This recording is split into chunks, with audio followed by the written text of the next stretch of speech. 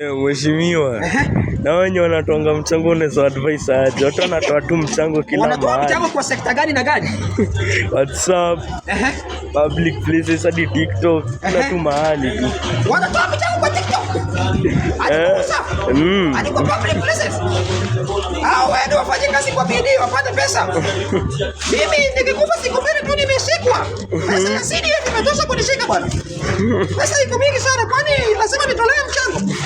Sio lazima. Wacha kusumbua watu wako na stress, wewe unataka kutolee mchango. Mchango ya nini? Umekufa, ulikufa peke yako sio? Unasumbua watu wakutolee mchango shilingi 5 shilingi 10 kila saa. Mimi nikikufa siku mbili tu mchango imeisha, hakuna mambo ya mchango. Pesa ya CDF itanishika. Pesa iko, si ndio?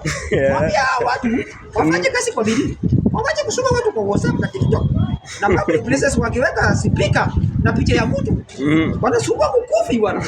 Wanataka watu wametoka kazi jioni, ameweka picha hapo hadi shilingi 10 shilingi 5. Pesa ya 7 unatoa kwa michango. Ya matanga. Ya nini? Kwani huyu mtu akikufa hapo kwa amejipanga?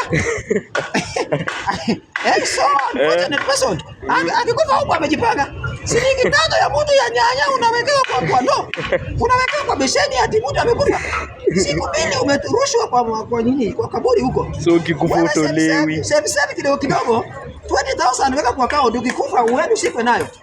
Beba pack lunch. Wacha kuweka watu na rudi unasumbua watu na ufa. Uchangiwe ndio upeleke ushago. Supereka na naka.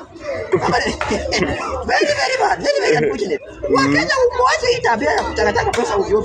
Mtu akikufa anafaa kuwa amejipanga.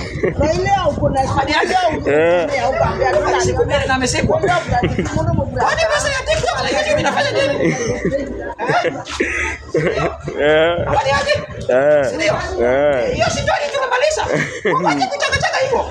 Ndio.